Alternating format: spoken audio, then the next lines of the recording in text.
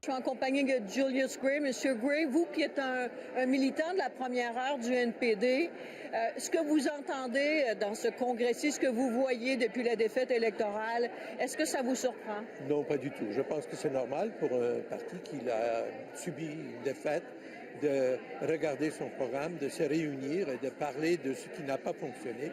Par contre, ce que j'entends, c'est l'espoir. Vous entendez de l'espoir?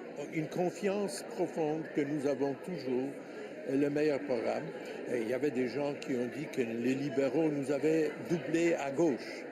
Mais on peut voir clairement que s'il y a une voie progressiste au Canada, c'est bien l'NPD.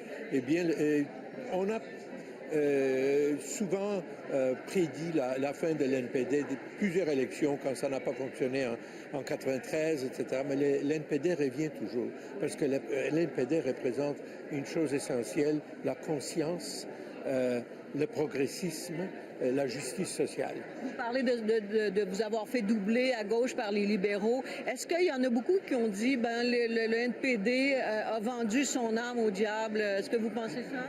On n'a certainement pas vendu notre âme au diable. Nous étions, même pendant la campagne électorale, cette histoire du déficit, c'était, si vous voulez, un slogan que les libéraux ont pris, mais en effet, les déficits, ce n'est pas une bonne chose. C'est une chose qu'il faut encourir parfois quand il n'y a pas de choix pour sauver les programmes sociaux.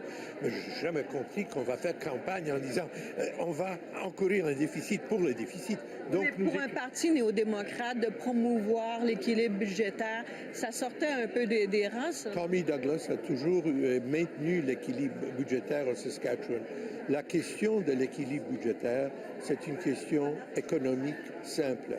Quand il n'y a pas assez d'argent pour maintenir les programmes sociaux et la justice sociale, il faut dépenser même s'il y a un déficit. Quand les choses vont bien, il ne faut certainement pas faire des déficits pour l'avenir. Personne n'a pensé que le déficit est un avantage en soi. Mais de toute façon, c'est clair, à mon avis, que nous n'avons pas été doublés à gauche, que c'est une campagne qui n'a pas fonctionné, ce qui arrive toujours dans la vie des partis politiques. Ce que nous avons, cependant, c'est une jeunesse qui est de plus en plus active, un programme progressiste mais raisonnable, et l'espoir que le Canada va continuer dans la voie que l'NPD a tracée il y a longtemps. Je vais vous dire une chose sur l'NPD, c'est très important. Quand j'étais un jeune étudiant qui faisait campagne pour l'NPD, j'ai rencontré M. Douglas qui m'a donné un programme signé de l'NPD pour les élections de 68. Or, tout ce qu'il a dit a été réalisé. Et c'était à cause de l'NPD qui était le premier parti à suggérer ces choses-là que pratiquement tout qui était sur ce programme a bel et bien été réussi. Alors, je défie n'importe quel autre parti de nous montrer le programme des années 60 et nous démontrer qu'ils ont été exaucés. Nous sommes les seuls. Vous parlez d'espoir, M. Gray. Est-ce que cet espoir-là, il passe par M. Mulcair comme chef du NPD? Pour moi, oui.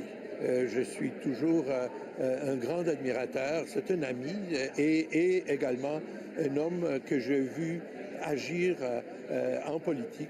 On a plusieurs institutions depuis 30 ans, 35 ans. Je pense qu'il est capable de ramener le parti à la victoire.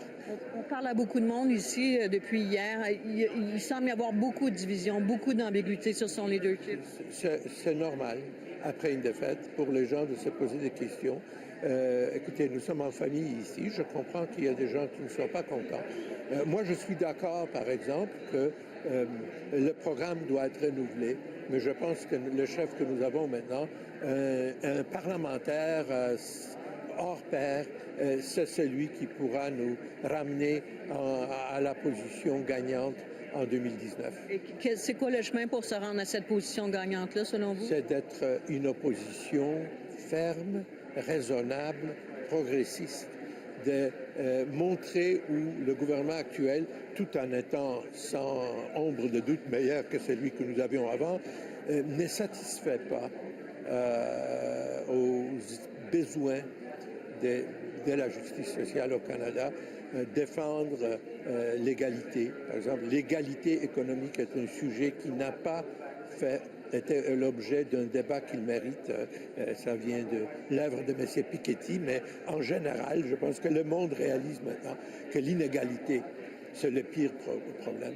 Alors, notre programme doit être un programme raisonnable, de gauche, centre-gauche, qui pourra attirer la majorité des Canadiens, mais qui va mettre l'accent sur le